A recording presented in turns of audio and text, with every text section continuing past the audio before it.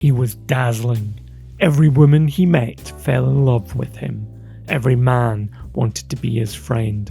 From an incredibly young age, almost every encounter with a teacher, a nurse, a fellow student, a family friend, a great statesman, a military officer, or a voter produced a remark about his smile, or his charm, or his looks, or his intelligence, and, most commonly, his combination of these qualities, coupled with his wealth and early fame as both an author and war hero. It was quite the package. The only thing he didn't have was good health, but even that produced a certain vulnerability that others found alluring. What didn't kill him, although it tried hard, had made him stronger. He briefly bestrode the world for 1,000 days as US President before being gunned down some 60 years ago at the age of just 46. It is an assassination that has echoed down the decades. From the Cold War to Vietnam to the space race, and through his magnetic leadership and inspirational rhetoric, there is not a doubt that John F. Kennedy was a history maker. John Fitzgerald Kennedy was born on May 29, 1917, into a prominent Irish family in Boston. His father was Joseph Patrick Kennedy, and his mother was Rose Fitzgerald. All four of his grandparents were children of Irish immigrants, while both his grandfathers, Patrick Joseph Kennedy and John E. Fitzgerald, were impressively successful men. The first, a well-off banker, while the latter was a natural politician who won elections to the Massachusetts State Senate and 3 terms as a US congressman. Speculation in stocks after World War I had made his father Joe a millionaire, indeed a billionaire in today's money. His father's ambitions reached beyond the local, and he aimed to project himself onto the national scene.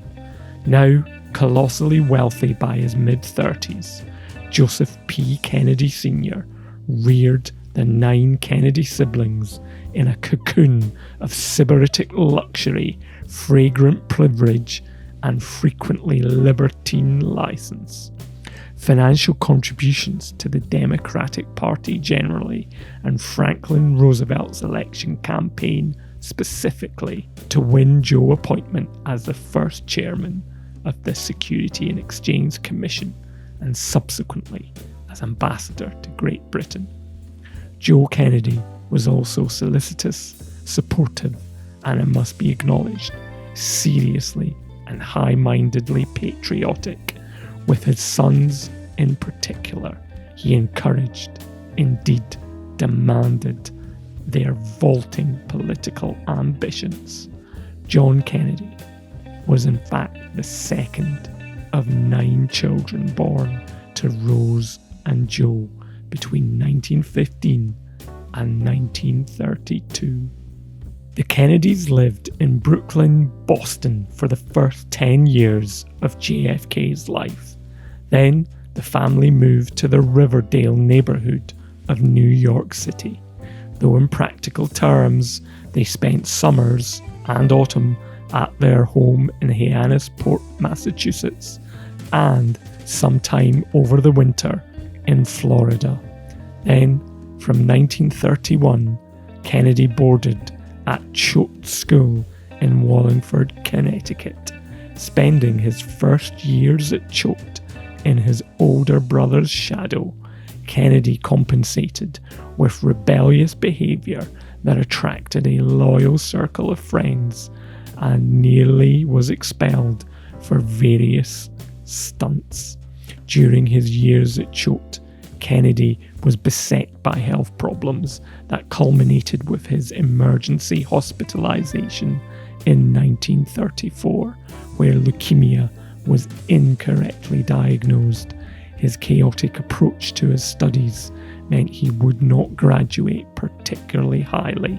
However, he showed a native intellect waiting to ignite. From an early age, and increasingly over time, particularly during his hospitalizations, Kennedy read widely and well, thought for himself, decided for himself, and laid out his own life course. In countless ways, he was his own man and no one else's. Also known as Jack, he steadily deepened his interest in politics, especially geopolitics. Beginning in early childhood, his boyhood had been imbued by the political legend of his beloved grandfather, John Honeyfitz Fitzgerald. In September 1935, Kennedy was 18 and took his first trip abroad when he travelled to London with his parents and his sister Kathleen. He intended to study under Harold Laski at the London School of Economics, as his older brother had done. However, ill health forced his return to the United States in October of that year, when he enrolled late and attended Princeton. However, he had to leave after just 2 months due to a gastrointestinal illness. Following September 1936, Kennedy enrolled at Harvard, and he began to take his studies more seriously and developed an interest in political philosophy. He made the Dean's List in his junior year, and he would graduate cum laude from Harvard with a Bachelor of Arts in Government, concentrating on international affairs in 1940. He also made use of his father's abundant connections to interview statesmen and political leaders in Europe and beyond. Towards the end of a 7-month junket that ranged from Moscow to Jerusalem, the 22-year-old Kennedy was in Berlin in August 1939, accurately predicting the imminent outbreak of war, and shortly thereafter, sitting in the visitors' gallery at Westminster in London to witness British Prime Minister Neville Chamberlain proclaim Britain's entry into World War II. In 1940, Kennedy completed his thesis, Appeasement in Munich, about British negotiations during the Munich Agreement. The thesis was released on July 24th under the title Why England Slept. The book was one of the first to offer information about the war and its origins, and it quickly became a bestseller as a result. Kennedy joined the Naval Reserve in 1941 and through various manoeuvrings gets assigned to the South Pacific. It was the summer of 1943. The Pacific Theatre was raging, and Lieutenant John F. Kennedy was in command of PT 109, a patrol torpedo boat stationed in the Solomon Islands. Their mission: to disrupt Japanese supply lines in the area. But on the night of August the 2nd, disaster struck. PT 109 was rammed by a Japanese destroyer, slicing the boat in two and leaving its crew stranded in the open sea. With their boat destroyed, the crew faced a desperate struggle for survival. Injured and disorientated, they needed to find land and seek shelter. With Kennedy's leadership, they began a grueling swim towards a nearby island. For 6 long days, Kennedy and his crew battled exhaustion, hunger, and the constant threat of enemy patrols. Their determination and teamwork became the driving forces that kept them going. Just when hope seemed lost, a stroke of luck came their way. On the 7th day, the crew spotted a local island inhabited by friendly Solomon Islanders. With their help, Kennedy and his crew sent out a distress signal. On August the 7th, the Kennedy saw a PT boat passing by. He waved his arms and shouted, but the boat didn't see him. Kennedy then decided to swim out to the boat. He tied a life jacket round his waist and began swimming. Kennedy swam for over 2 hours before he reached the boat. The crew of the boat was shocked to see him. They had been searching for him and his crew for days.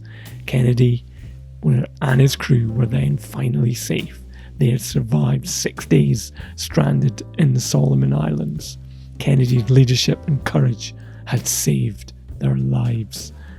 It was the elder brother, Joe Jr., who was the son his father had anointed to become America's first Irish Catholic president.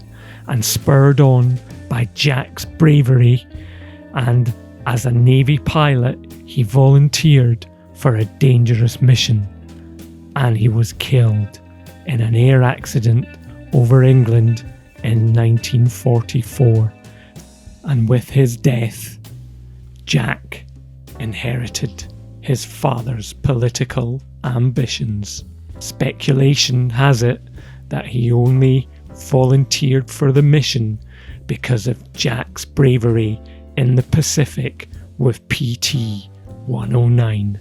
His father was deeply influential in the lives of all his children. He was a towering figure in young Jack's life, modelling how he expected his second son to behave, not least in his brazen philandering. But there was always the sense that Jack stood somewhat apart from his large and close-knit family. He was one off the unit, but also outside of it. He was the family reader, the daydreamer, the one who relished words and their meaning, who liked poetry, whereas Joe Jr. had always parroted his father's views on policy matters.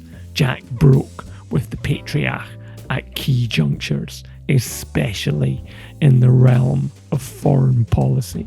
He saw a more complex and crowded world than did the older man, and why England slept was partly a rebuke of Joe Sr.'s isolationist position. The central event of Kennedy's life was the Second World War. His political interest matured as a result of the conflict, and his father's role as US ambassador to London and an advocate of appeasement. It also matured him, as it would anyone who had saved the life of his crew, swimming for hours in the sea, dragging an injured companion, using a rope gripped in his teeth. His experiences led him to reject his father's outlook in favour of a muscular internationalism. The Second World War, rather than the coming of the 60s, shaped the politics of JFK. Strongly for international engagement, pro-British, firmly anti-communist, believing his mandate to come from his generation tempered by war. Gradually, it became clear the Kennedys are seen as almost a royal family in the US, and certainly romance and glamour attach themselves to the family name. Yet, in reality, it took all Jack's amazing charm, sex appeal, and intellect, and all of Joe Kennedy's resources to overcome the prejudice against a family from an Irish migrant background. And then, as he contemplated his future, came the war proper, and it changed everything. JFK only lived half a life. It comes as a shock when you hear of his wartime story that Kennedy was, at the age of 25, then had only 20 years left. Join us in part 2, where we'll look at Kennedy's rise to the presidency. It's spring 1945 and John Fitzgerald Kennedy is 28 and the Second World War is reaching its bloody conclusion. After leaving the Navy and recuperating from his ordeal in the South Pacific, Kennedy obtains a position as a special correspondent for Hearst newspapers. The assignment kept Kennedy's name in the public eye as he covered several major events in world history, including the conference in San Francisco that led to the founding of the United Nations, after which Kennedy presciently wrote, "With its elaborate mechanics, the organisation would prove ineffectual in resolving the great issues of war and peace, especially given that the larger countries would refuse to entrust it with sufficient decision-making power." He also attended the Potsdam Conference in Germany, which was intended to enable the three major powers, the US, Russia, and the UK, to plan the post-war peace, during which he noted that the Russians are never going to pull out of their zone of occupation, but plan to make their part of Germany a Soviet Socialist Republic, an event which duly happened. Thanks to his family's connections, Kennedy got to meet some of the top players, including President Truman and future President Eisenhower, with whom he was very much impressed by. These experiences showing he was on his way to belonging on the international stage. No one knew at the time that present at Potsdam was not only the 33rd president, but also the 34th and the 35th. These experiences in San Francisco and Germany confirmed to Kennedy that he wanted to be a participant rather than a mere observer. Thanks to some machinations from Joe Kennedy, a congressional vacancy arose for the 11th District in Boston. It was to be filled in 1946.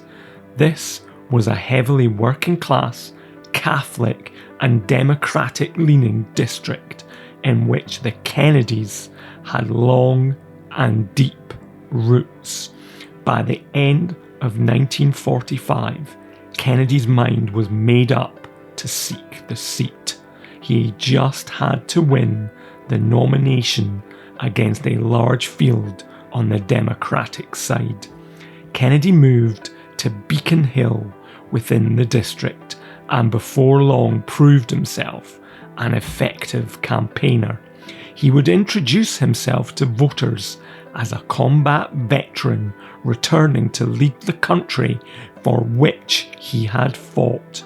"The new generation offers a leader," read the campaign slogan. While he didn't have to earn a living, he utilised every minute of the day getting out and meeting people. He was tireless in driving himself forward, with one group of voters particularly enamoured of his approach: women.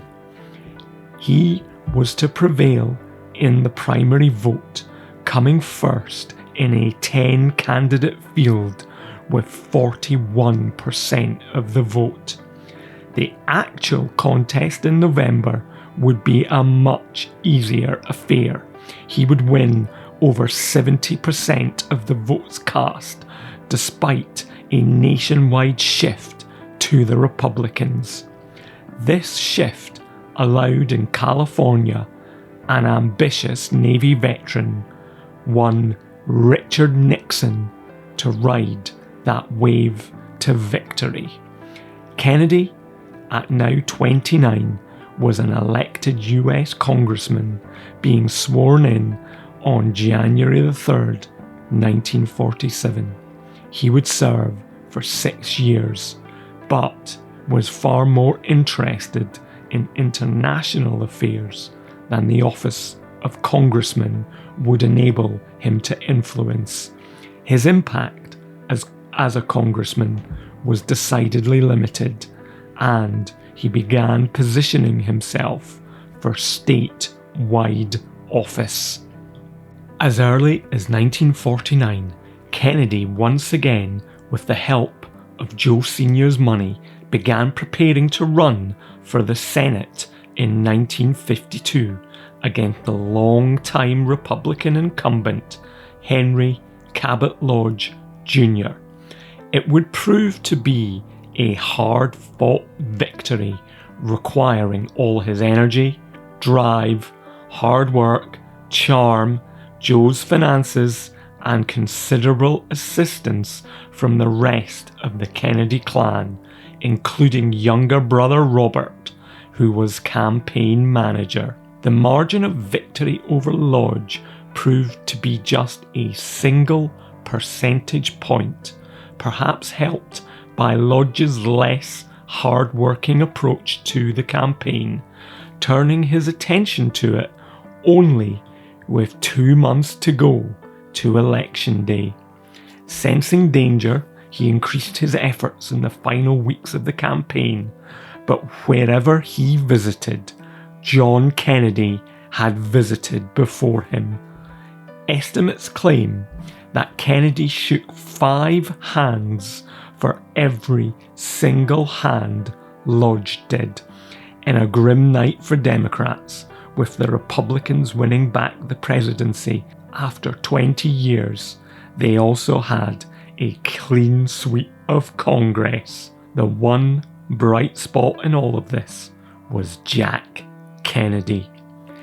This swimming against the Republican tide could not have been done without an exceptional candidate and an exceptional campaign, which exemplified a new kind of personalised politics, carefully crafted to enhance the candidate's image, relying on massive and varied uses of media, including television. It was around this time that he met the woman he would marry, Jacqueline Lee Bouvier. He had first met her in the spring of 1951, and they would be married before the end of 1953.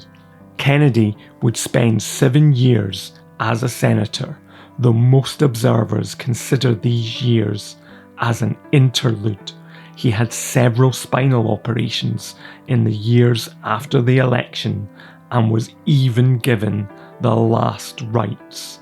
His Senate career would produce no major legislation, and Lyndon Johnson had a particularly dim view of his performance, considering Kennedy a mere playboy. He did, however, achieve a thumping re-election to the Senate in 1958 with nearly 3/4 of the vote. However, by then his focus had really turned to running for the presidency.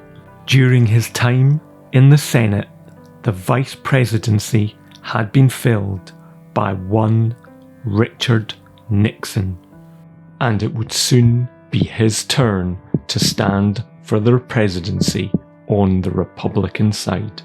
On January the 2nd, 1960, Kennedy announced his candidacy for the Democratic presidential nomination. Though some questioned Kennedy's age and experience, his charisma and eloquence earned him numerous supporters.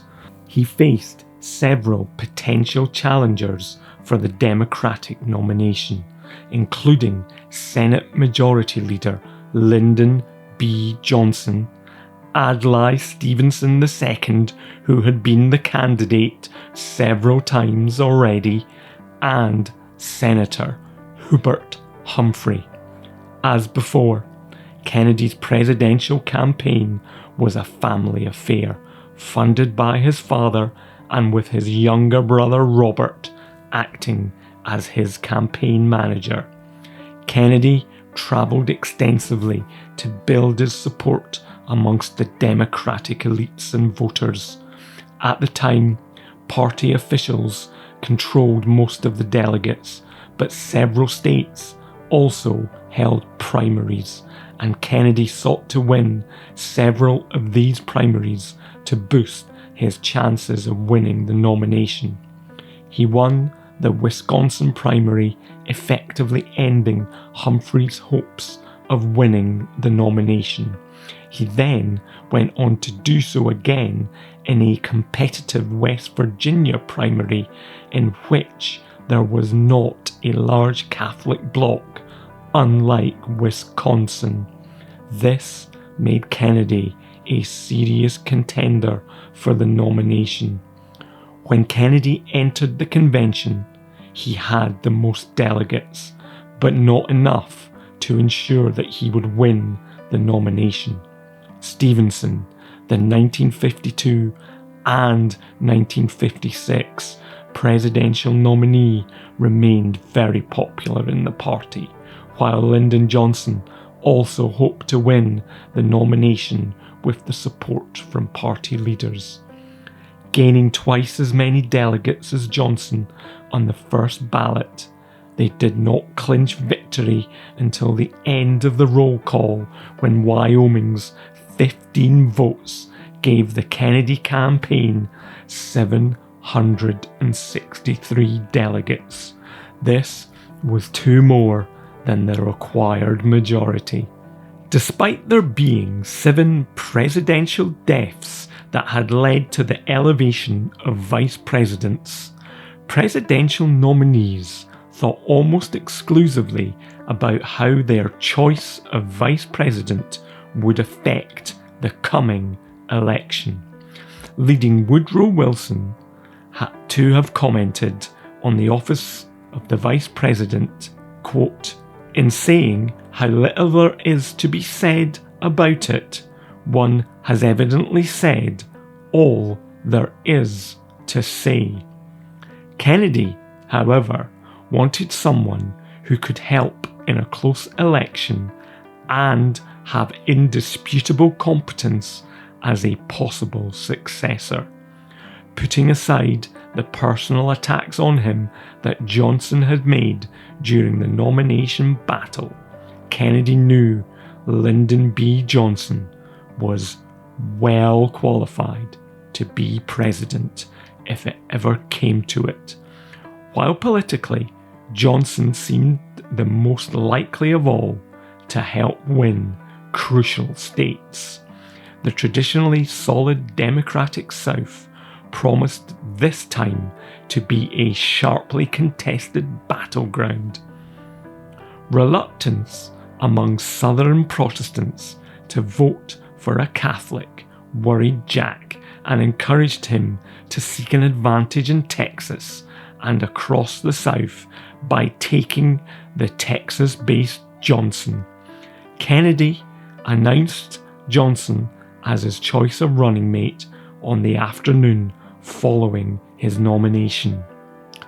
Initial polls following the Democratic convention gave Jack a 17 to 22% lead in the 5 biggest states: California, Illinois, New York, Pennsylvania, and crucially, Texas.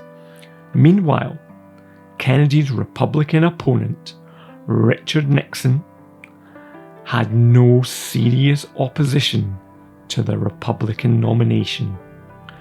During their 4 years together in the House, Kennedy and Nixon had enjoyed a civil relationship. During the 50s, however, Nixon's campaign tactics and harsh attacks on the Democrats had diminished Kennedy's regard for him. The Kennedys expected Nixon to fight hard and dirty. At the start of the campaign, Nixon held a 6-point lead in the polls.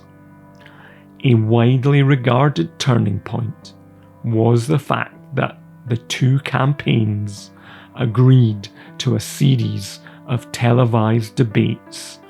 An estimated 70 million Americans watched the first debate from Chicago's CBS studio. Kennedy had met the day before with the producer to discuss the design of the set and the placement of the cameras. Nixon, just out of the hospital after a painful knee injury, did not take advantage of this opportunity, and during the debate looked at the reporters asking the questions and not at the camera. Kennedy wore a blue suit and shirt to cut down on glare and appeared sharply focused against the grey studio background. Nixon wore a light-coloured suit that blended into the grey background. In combination with the harsh studio lighting that left Nixon perspiring, he offered a less than commanding presence. By contrast, Kennedy appeared relaxed, tanned and telegenic while looking into the camera whilst answering the questions. Pollsters have stated that the debates raised interest, boosted turnout, and gave Kennedy an extra 2 million votes, mostly as a result of the first debate. The debates are now considered a milestone in American political history, the point at which the medium of television began to play a dominant role in politics. Although he and Nixon spent a great part of the contest arguing over specific issues, Kennedy gained an early advantage by addressing his opening statement directly to the American people. He also did the same in his closing statement. By contrast, Nixon used his introduction and summary to draw contrasts between himself and Kennedy. The difference was telling. Kennedy came across as a leader who intended to deal with the nation's greatest problems. Nixon registered on voters as someone trying to gain an advantage over an adversary. The Kennedy campaign gained momentum after this first debate, and he pulled slightly ahead of Nixon in most polls. On election day, Kennedy defeated Nixon in one of the closest presidential elections of the 20th century.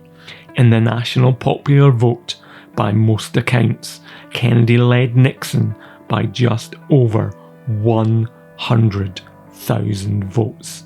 This was out of more than 68 million cast. This is a margin of less than 0.2%, while the Electoral College was a far less tight affair, with Kennedy gaining 303 votes to 219 for Nixon. Kennedy had become the youngest person ever to be elected president, and he still is. It would soon be time to govern. Kennedy would have little time to savour his victory. The problems he had complained about during the election, the Cold War, Cuba, communism's appeal to developing nations, a stagnant economy, and racial injustices would be his problems now. Kennedy's health remained as uncertain as ever, having gone from one medical problem to another throughout his life. He believed his ongoing conditions were no cause to think that he could not be president, but whether someone with adrenal, back, colon, stomach, and prostate difficulties could function with high effectiveness under the sort of pressure a president faced was a question that remained to be answered. with a Siberian wind knifing down Pennsylvania Avenue, John F. Kennedy was sworn in as the 35th president at noon on January the 20th, 1961. I, John Fitzgerald Kennedy, do solemnly swear that you will faithfully execute the office of President of the United States. that I will faithfully execute the office of President of the United States. His inaugural address itself was one of the most memorable inaugurals. It is an exemplar of inspirational language and a call to civic duty. It began with a reminder of shared national values rather than partisanship. We observe today not a victory of party, but a celebration of freedom. Spoke of the need for all Americans to be active citizens. And so, my fellow Americans, ask not what your country can do for you, ask what you can do for your country. This sentence became one of the most remembered phrases of any inauguration. He asked the nations of the world to join to fight what he called the common enemies of man: tyranny, poverty, disease, and war itself. Let every nation know, whether it wishes us well or ill, that we shall pay any price, bear any burden, meet any hardship, support any friend, oppose any foe, to assure the survival and the success of liberty. The torch had well and truly been passed to a new generation. In no region of the world was Kennedy more determined to encourage a positive image of the United States than in Latin America. Fidel Castro's summons to peoples of the Western Hemisphere to throw off the yoke of US domination challenged Kennedy to offer a competing message of hope. His presidency generated more documents and files on Cuba than on the USSR and Vietnam combined. During 1959 to 1960, as Castro, who had overturned the corrupt regime of Batista, denounced the United States as an imperialist opponent of progressive governments, the Eisenhower administration had planned to get rid of Castro with an invasion by Cuban exiles. Kennedy was encouraged to endorse the Eisenhower plan for ridding Cuba and the hemisphere of Castro and his government. Conflicting opinions from national security officials led Kennedy to have grave doubts about the plan. But in the end, he agreed to go ahead on the condition that no overt American military involvement would happen. The invasion, which occurred 3 months into Kennedy's presidential term, was a miserable failure, with 100 invaders killed and over 1,000 captured. The Bay of Pigs invasion disaster of Cuba led inexorably to the next Cuban crisis. This one had a far more serious ramification for world peace. On October 16, 1962, after much speculation by administration critics and press accounts that the Soviets were installing offensive missiles in Cuba, Kennedy received confirmation from a U-2 reconnaissance photos that this was indeed the case. None of the earlier Cold War confrontations, including the Korean War escapade, measured up to the dangers that now faced the Kennedy White House. He knew that his presidency would be finished if he could not quickly find a way of removing an atomic threat 90 miles from mainland USA. During the previous 3 weeks, there had been rumours in the American press about Russian military deployments in the Caribbean. Nikita Khrushchev, the Soviet Communist Party boss, had assured Kennedy there were only defensive conventional weapons in Cuba and just 10,000 Russian soldiers. That is what the president believed and told the American people in repeated public statements. 6 days later, Kennedy was forced to go on television and tell the world something closer to the truth. The 2 weeks of eyeball-to-eyeball confrontation between Washington and Moscow that ensued, while the rest of the world looked on powerless, became part of Cold War mythology.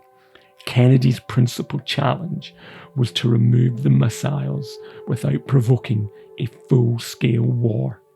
There were agonised debates about how to react. The option of a surprise airstrike that was favoured by Kennedy's military chiefs to eliminate the missile sites gave the president pause. Ambassador to the UN, Adlai Stevenson, warned that an air raid would provoke Soviet reprisals in Turkey and Berlin and would risk starting World War III. He would later say, "You will never know the amount of really bad advice I received about Cuba. Most of it came from his generals. True to stereotype, they wanted to bomb the hell out of the island, then invade to enforce regime change to depose Castro." Kennedy's preference was for a blockade and negotiations that could persuade Khrushchev to remove the missiles from Cuba. What the Americans did not know was that in fact there were more than 40,000 well-trained Russian soldiers in Cuba, plus 9 armed nuclear bombs on aircraft, and orders to use them if the US invaded. Kennedy sent Khrushchev a letter pressing him to work out their differences. He said, "I have not assumed that you or any other sane man would, in this nuclear age, plunge the world into war." He insisted that Khrushchev remove the missile bases and other offensive weapons in Cuba that were threatening Western Hemisphere nations. Kennedy's speech to the nation and the world left no doubt that the United States would not tolerate this threat to its security. However eager Khrushchev was to face down the Americans, his understanding that an unbending posture would bring catastrophe to his people persuaded him to back off. He ordered Soviet ships proceeding towards Cuba to halt and turn around, and he agreed to remove the missiles from Cuba if the United States would pledge not to invade the island.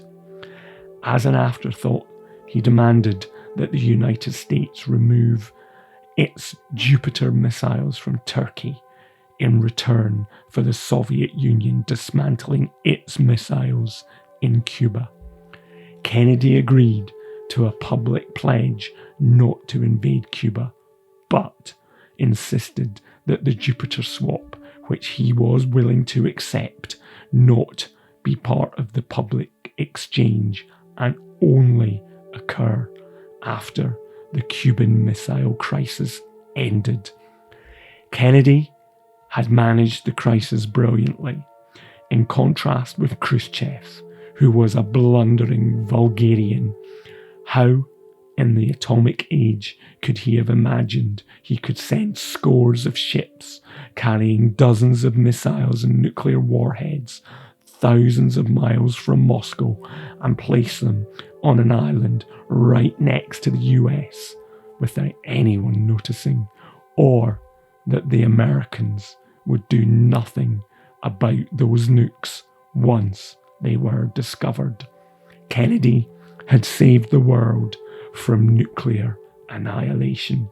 It would be his finest hour. Kennedy partly satisfied the national yearning to outdo Moscow in the promotion of national values by setting up the Peace Corps. On March the 1st, 1961, he issued an executive order authorizing the dispatch of American men and women to, quote, help foreign countries meet their urgent needs for skilled manpower. It would allow our people to exercise more fully their responsibilities in the great common cause of world development. The response in the United States to the proposal was all Kennedy hoped it would be.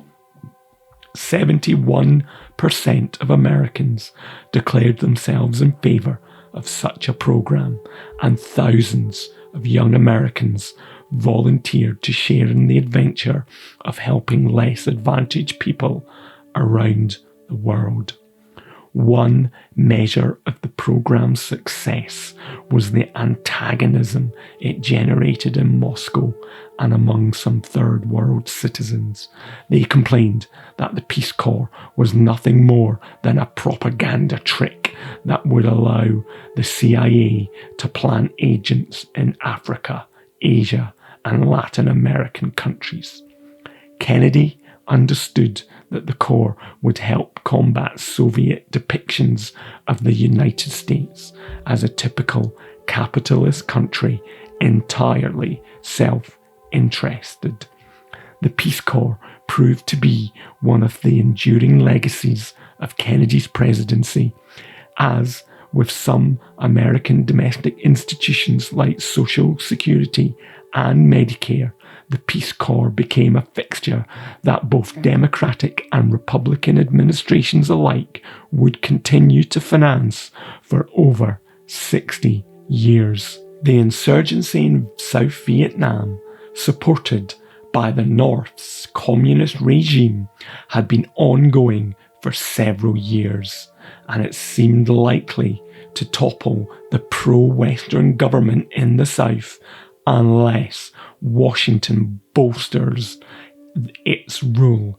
In 1961, Kennedy told advisors that before he would consider sending ground forces into the country, he wanted, quote, indigenous forces used to the maximum, and intended to use air and sea power to the maximum before he would consider introducing infantry units. America's involvement was to be a last resort. The conventional wisdom in Washington was that the United States could not afford to abandon Vietnam. The faith that the US has the will and the capacity to deal with the communist offensive in that area would be lost. This was the so-called domino theory that one country after another would topple to communism if the US did not defend South Vietnam. Kennedy was profoundly sceptical about an overt American military response. However, he also believed that allowing Vietnam to collapse was too politically injurious to America's international standing.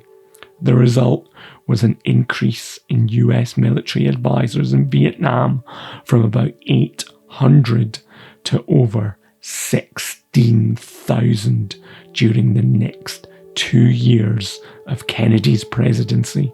At press conferences in 1962, when asked about Vietnam, Kennedy consistently played down the United States' activities there, refusing to acknowledge that US forces had entered into an undeclared war.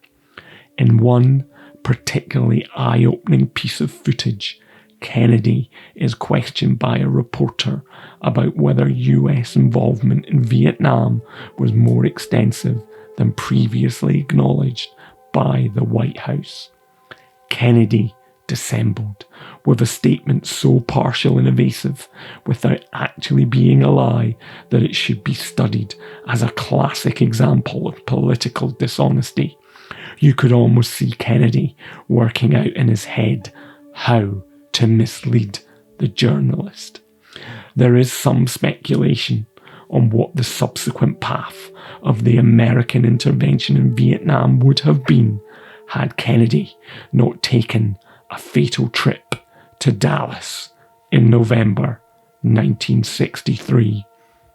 Some 60 years on from a sunny day in Dallas on November 22nd, 1963, that changed the course of American history, the mystery and dispute around Kennedy's visit that day continues to resonate in a bitterly divided nation.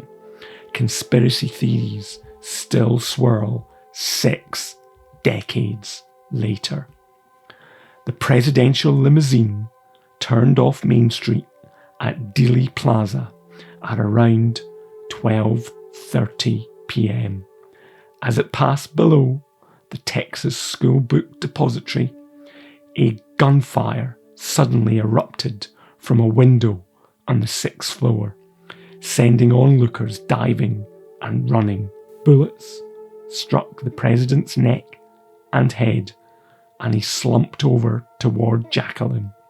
Governor Connolly was also shot in the back, but survived. The presidential car sped off to Parkland Memorial Hospital, a few minutes away. A Catholic priest was summoned to administer the last rites, and at 1 p.m, the 46-year-old Kennedy was pronounced dead, sending shockwaves around the world. In Britain, Big Ben tolled every minute for an hour, and lights dimmed in Piccadilly Circus. In Germany, 60,000 West Berliners held an impromptu torchlight parade. A witness was able to give police a description of the shooter, and Lee Harvey Oswald was subsequently arrested in a matter of hours after shooting a police officer. 2 days later, hundreds of reporters crammed into the police headquarters, where Oswald held a bizarre press conference and was subsequently shot dead on live television by a nightclub owner, Jack Ruby. Thousands of books, documentaries, podcasts, TV shows, and Hollywood movies have been dedicated to these events and the shockwaves it sent around the world. And yet, the more information that emerges, the more doubt over what really happened grows. No other event has spawned as many conspiracy theories. The fascination with JFK's death is fed by different factors. If you think of Kennedy, then he is the iconic president for most people. He was the first television president. There's also the fact that this horrific event was caught on film. The Zapruder film, 26 seconds of silent 8mm footage, was captured on a home movie camera by Dallas dressmaker Abraham Zapruder. The image of Jackie Kennedy in her pink suit crawling across the back of the car is emblazoned on the memory of anyone who has seen it. Most of all, though, the continued fascination with JFK's assassination is likely due to the enduring mystery surrounding it. A year after JFK's death, the Warren Commission's report, instructed by President Lyndon B. Johnson, published its findings, which concluded that Oswald had acted alone to kill Kennedy, firing 3 bullets from the 6th floor window of the Texas School Book Depository. The second and third bullets hit the president from behind, with the third killing him.